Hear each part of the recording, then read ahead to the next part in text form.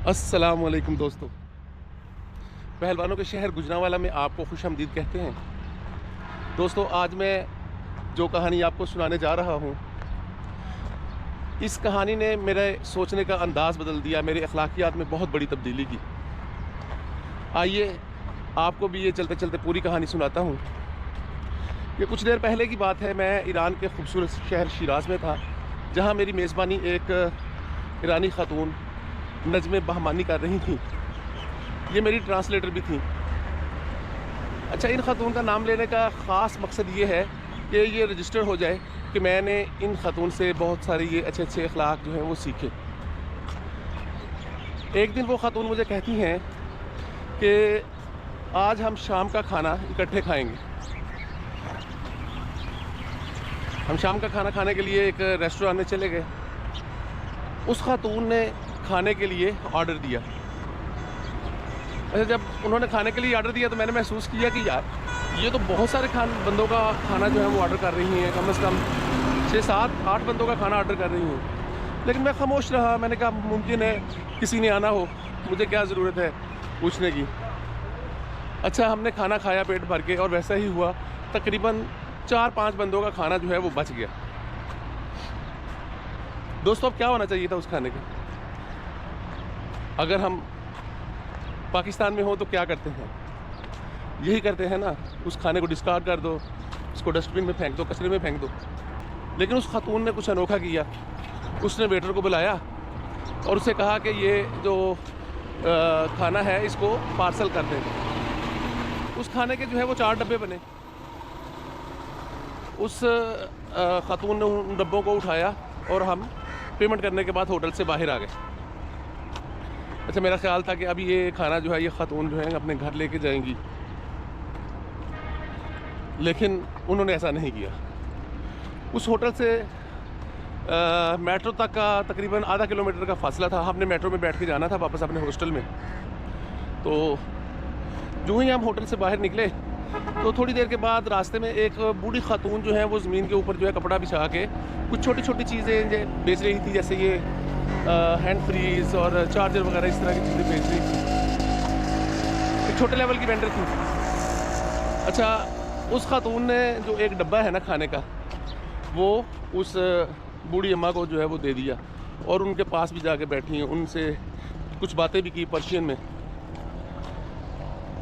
अच्छा, उस खातून को खाना देने के बाद, उसका शुक्रिया अदा करने के बाद, हम दोबारा मेट्रो स्टेशन की तरफ चल पड़े। मेट्रो स्टेशन के पास जब पहुँचे तो वहाँ एक सेंट्री वर्कर जो है वो सफाई कर रहा था। अच्छा दोस्तों, एक और बात बताता चलूँ कि ईरान में जो है वो 2 टाइम सफाई होती है। एक टाइम सुबह के वक्त और दूसरा जो है क्लोजिंग के टाइम जो है वो रात के टाइम। ये चूँकि क्लोजिंग का टाइम था तो उस खातून ने जो दूसरा डब्बा है वो उस सेंट्री वर्कर को दिया। हम मेट्रो में बैठे और वापस जो है अपने हॉस्टल वाले स्टाफ के पास आके उतर गए। उधर से बाहर निकले तो तकरीबन कोई 15-20 मिनट चले होंगे कि एक बहुत बड़ी बिल्डिंग बन रही थी। उसके बाहर एक आदमी जो है वो सिक्योरिटी गार्ड की नौकरी जो है वो कर रहा था, सिक्योरिटी गार्ड की ड्यूटी कर रहा था।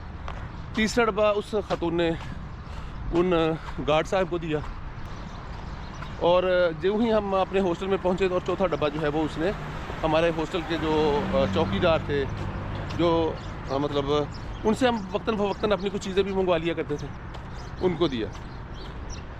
तो जो ही उसने वो चारों डब्बे जो है, चारों पार्सल जो है वो डिलीवर किए तो उस खातून के चेहरे के ऊपर जो है वो जो सुकून था, जो इत्मीनान था, एक खुशी थी, वो देखने लायक थी। अच्छा, मैं अपनी जगह पे हैरान कि इस खातून ने ये क्या किया। मैंने जब ना रहा गया तो उनसे पूछा कि नज़्मे, आपने ये क्या किया? तो उसने जो जवाब में मुझे बताया तो उसने मेरी भी रूह जो है वो सरशार कर दी। अच्छा, वो मुझे बताती हैं कि देखें, ये जो खाना हमने खाया है ये काफ़ी कीमती खाना है, काफ़ी लेविश खाना है। ये आम तौर पे जो आम लोग हैं वो नहीं खाते, ये उनके बस में नहीं होता। ये खाना जिनको मैंने दिया है, मुमकिन है इनमें से कुछ लोगों ने ये खाना जो है ये सारी ज़िंदगी खाया ही ना हो। तो मैंने ये खाना उन लोगों को दिया जो इस खाने को एंजॉय कर सकें, जिनके लिए ये खाना मैटर करता है, जिनके लिए इस खाने की बहुत ज़्यादा अहमियत है। दोस्तों, हम रोज़मर्रा में देखते हैं कि बहुत सारे लोग बहुत सारा खाना ज़ाया करते हैं होटलों में, घरों में। और एक और चीज़ जो मैंने देखी बाहर, ख़ास तौर पे हमारा जो मुक़द्दस शहर है मक्का मुकरमा और मदीना शरीफ में, रमज़ान शरीफ जब आता है तो अफ्तारी के टाइम लोग वहाँ खाना जो है वो लोगों को जो है वो सर्व करते हैं। मगरिब की अज़ान और मगरिब की नमाज़ में तकरीबन 10-12 मिनट का टाइम होता है, इससे ज़्यादा तो होता नहीं।